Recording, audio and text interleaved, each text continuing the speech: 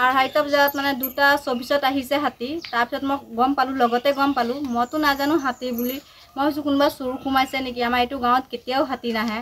ৰাতি এনেকৈ আহিছে আৰু আমি ভাবিছোঁ চোৰ কাৰণে ঘৰৰ পৰা ওলাওঁ বুলি ভাবিছোঁ। মায়ে ওলাব নিদিয়ে, কৈছে থাক ভিতৰতে থাক।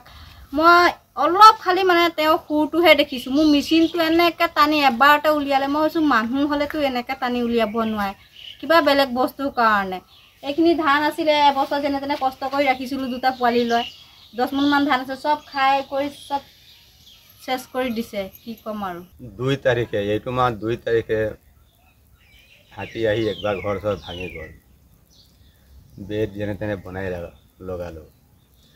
পুলিচে আহিলে, ফৰেষ্ট ডিপাৰ্টমেণ্ট আহি পেলাই নিজে চকু দি চাই পেলাই গ'ল। ফটো উঠালে, আমালোকক মাতি পেলাই থানাত মাতিলে, তাতো গ'লোঁ। কিবাখিনি লিখি ফেকি কৈছে যে এইবিলাক লাগিব, প্ৰমাণ পত্ৰ দিলোঁ আৰু কৈছে চৰকাৰৰ ফালৰ পৰা কিবাখিনি পাব আপোনালোকে। আজি হ'ল 12 তাৰিখ, এই ৰাতি আহি পেলাই আকৌ ঘৰো ভাঙিলে আৰু এইখিনি নাৰিকল গছ আছিলে সেইটো ভাঙিলে। আমি নিজে ল'ৰা ছোৱালী লৈ পেলাই পলাই সেইখিনি আমি গুচি গ'লোঁ, তেতিয়া মই বাচিলোঁ।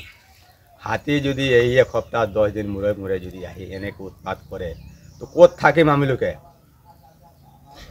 ফৰেষ্টৰ লোক এনে ৰাতি আহে নেকি, ডিউটি কৰে নেকি? নাই, ফৰেষ্টৰ নাহে, ৰাতি নাহে, ৰাতি ডিউটি নকৰে। আহি পুৱা সময়তে ফৰেষ্টক ক'লোঁ যে বুলি ফোন কৰি পেলাই যে আপোনালোকে আহিব, এনেকৈ এনে কথা কৈছে। ঠিক আছে, 8টা সময়ত আমিলোকে আহি আছোঁ।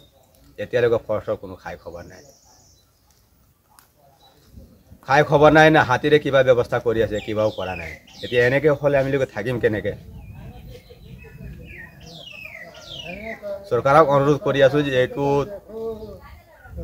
যেনেকৈ নহওক হাতীবিলাক আপুনি চৰকাৰে কি বা কৰে, মানে শান্তিতকৈ আমালোকক থাকিব দিয়ে। আঢ়াইটা বজাত মানে 2:24 আহিছে হাতী। তাৰপিছত মই গম পালোঁ, মইতো নাজানো হাতী বুলি।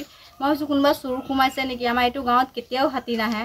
ৰাতি এনেকৈ আহিছে আৰু আমি ভাবিছোঁ চোৰ কাৰণে ঘৰৰ পৰা ওলাওঁ বুলি ভাবিছোঁ। মায়ে ওলাব নিদিয়ে, কৈছে থাক ভিতৰতে থাক।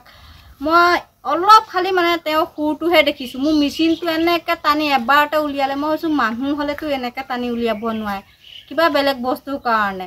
এইখিনি ধান আছিলে, এবছৰ যেনে তেনে কষ্ট কৰি ৰাখিছিলোঁ, 2টা পোৱালি লৈ 10 মোনমান ধান আছে, চব খাই কৰি চব চেছ কৰি দিছে। কি ক'ম আৰু। 2 তাৰিখে, এইটো মাহ 2 তাৰিখে হাতী আহি একবাৰ ঘৰ চৰ ভাঙি গ'ল। বেড যেনে তেনে বনাই লগালোঁ। পুলিচে আহিলে, ফৰেষ্ট ডিপাৰ্টমেণ্ট আহি পেলাই নিজে চকু দি চাই পেলাই গ'ল। ফটো উঠালে, আমালোকক মাতি পেলাই থানাত মাতিলে, তাতো গ'লোঁ। কিবাখিনি লিখি ফেকি কৈছে যে এইবিলাক লাগিব, প্ৰমাণ পত্ৰ দিলোঁ আৰু কৈছে চৰকাৰৰ ফালৰ পৰা কিবাখিনি পাব আপোনালোকে। আজি হ'ল 12 তাৰিখ, এই ৰাতি আহি পেলাই আকৌ ঘৰো ভাঙিলে আৰু এইখিনি নাৰিকল গছ আছিলে সেইটো ভাঙিলে।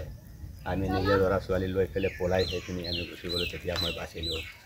হাতী যদি এই এসপ্তাহ 10 দিন মূৰে মূৰে যদি আহি এনেকৈ উৎপাত কৰে তো ক'ত থাকিম আমিলোকে। ফৰেষ্টৰ লোক এনে ৰাতি আহে নেকি, ডিউটি কৰে নেকি? নাই, ফৰেষ্টৰ নাহে, ৰাতি নাহে, ৰাতি ডিউটি নকৰে। আহি পুৱা সময়তে ফৰেষ্টক ক'লোঁ যে বুলি ফোন কৰি পেলাই যে আপোনালোকে আহিব, এনেকৈ এনে কথা কৈছে। ঠিক আছে, 8টা সময়ত আমিলোকে আহি আছোঁ। এতিয়ালৈকে ফৰেষ্টৰ কোনো খাই খবৰ নাই না হাতীৰে কিবা ব্যৱস্থা কৰি আছে, কিবাও কৰা নাই। এতিয়া এনেকৈ হ'লে আমিলোকে থাকিম কেনেকৈ। চৰকাৰক অনুৰোধ কৰি আছোঁ যে এইটো যেনেকৈ নহওক হাতীবিলাক আপুনি চৰকাৰে কি বা কৰে, মানে শান্তিতকৈ আমালোকক থাকিব দিয়ে।